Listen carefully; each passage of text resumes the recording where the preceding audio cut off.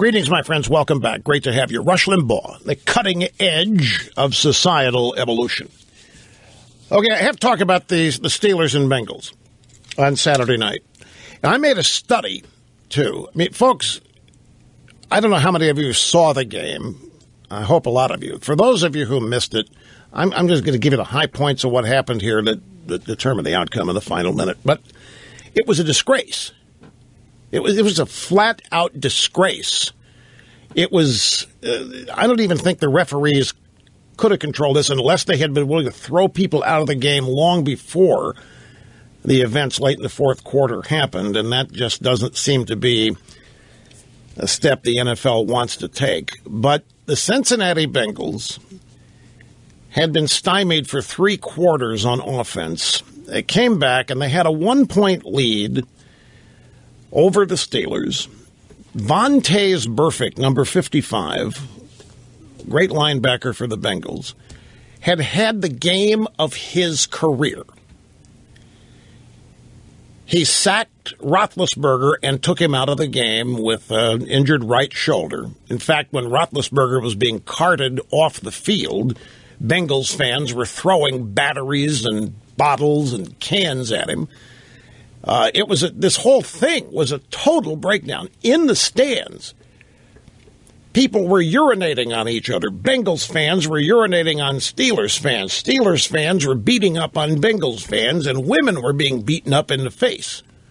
There were 5 or 6 charges, I think, or instances of crimes charged by the Cincinnati police once it was all sorted out, and it was a direct result of what was happening on the field. It was just mind-boggling to me. Here you have Vontaze Burfict, who has taken Roethlisberger out of the game on what everybody thought at the time was a legal hit. It was a sack. There's now video that surfaced that supposedly shows Burfict ramming his knee into Roethlisberger's injured shoulder on the ground. Debatable whether that happened, but it looks like it did. Then Burfict intercepts the Steelers' backup quarterback, Landry Jones, in what looked like the Steelers' last chance drive to get down to field goal position, field goal range. And then, for one reason or another, well, it wasn't one reason or another, the Bengals fumbled. On their next offensive drive, the Steelers recover it, and I may be off on the times here, but they've got 1 drive left. We're down here to like a minute, and they have timeouts remaining. And they've got to go at least 55 yards to get into field goal range.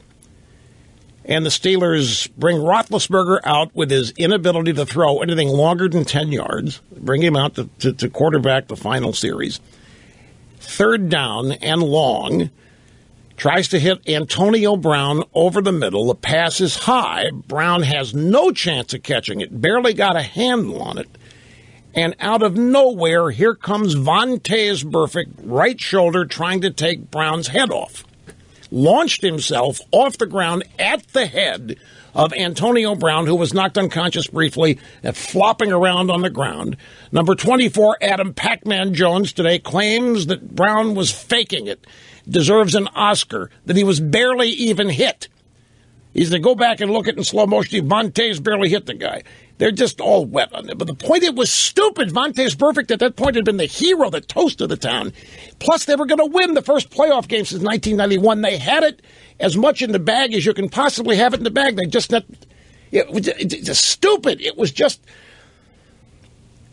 well, it was worse than stupid. It was totally unnecessary, and it was brought on by whatever cultural problems these players seem to have these days. Watching this game was a seesaw of up and down, but the actions that took place after Burfict tried to decapitate Brown. Brown's laid out in the field. Here come the Steelers' medical staff out to check him. They throw the flag for 15 yards. The Bengals are outraged. They start arguing and so forth. Steelers linebackers coach Joey Porter is on the field, which Adam Jones objects to.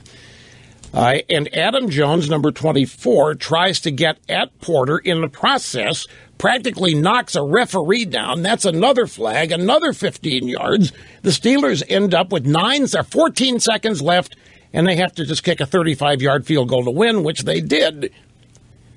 30 yards in penalties, 15 yards of it, a dead ball foul, running into an official. All they had to do was back off.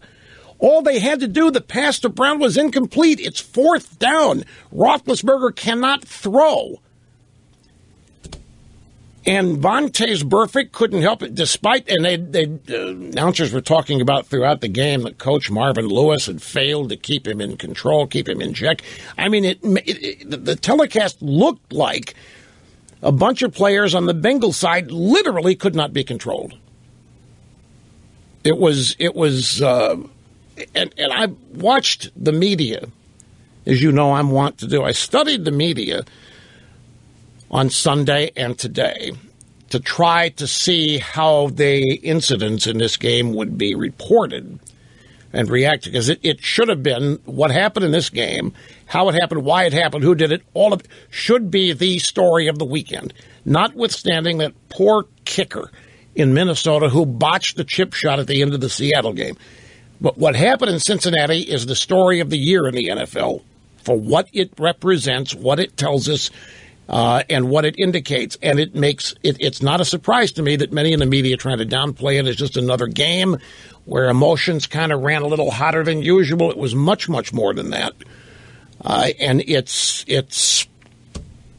fascinating to me. Now, let's go to some of the audio sound bites on this. First off, and by the way, back to Trump. Trump is...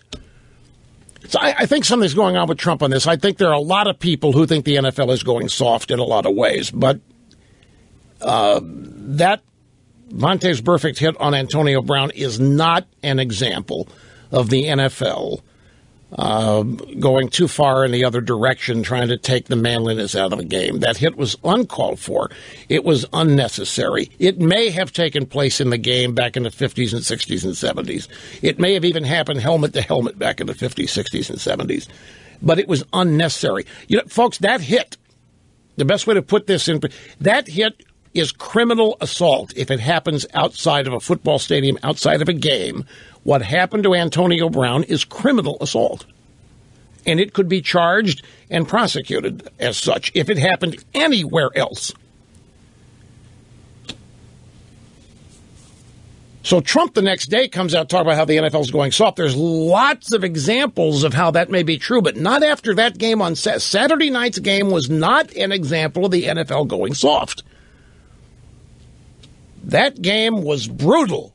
That game, and a lot of the brutality was not called in terms for penalties. This was not a wussified NFL on display Saturday night. It was quite the exact opposite, in fact. So Trump coming out and talking about the wussification of the NFL after that game, I'm scratching my head. What game did he watch?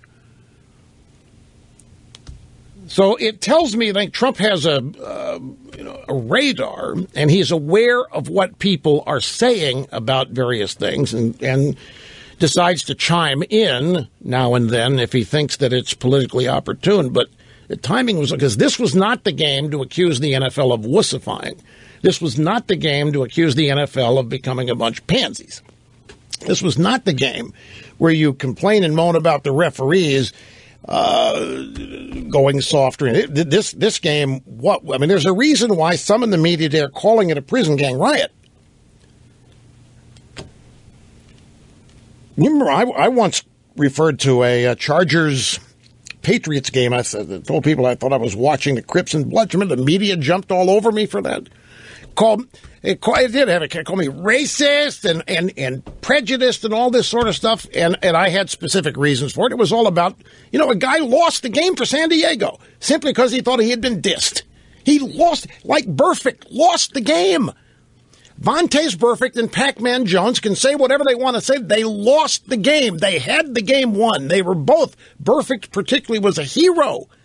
Despite who he is, despite whatever his character is, he could have been the toast of that town and threw it all away and probably felt happy that it all happened because of whatever cultural things go on here that define toughness and manliness. I don't pretend to understand it. But it was just stupid. The game was won. There was no reason for any of this to happen in terms of playing to win. There was no reason for any of the reasons for it to happen were entirely personal, out of control emotions, on inability to focus, no professionalism. It was stunning. And to have it for the most part downplayed. Now the immediate aftermath, CBS, some of the NFL people were over the top in their criticism of everybody involved, but then it tamed out. By the time today got here, ho-hum, no big deal, let's move on. And I don't think it's a ho-hum. I think it's indicative of so much that's happening throughout our culture, not just in football and not just in professional sports. And there's no place for it. But let's go to the audio soundbites here. Here's Jim Nantz and Phil Simms. And while all this was going on, they downplayed this too.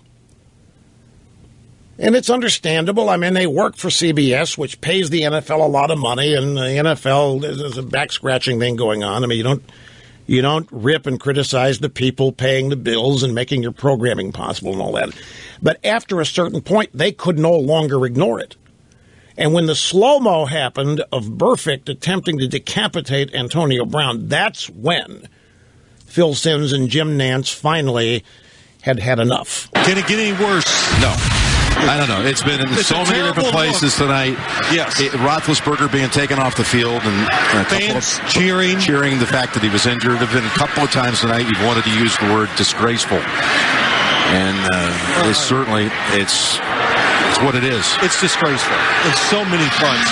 By everybody. Phil Simms and Jim Nantz, Boomer Esiason right after the game on CBS. I'm a former Bengal. I'm embarrassed by the way that this game ended and by the way these guys acted on the field today.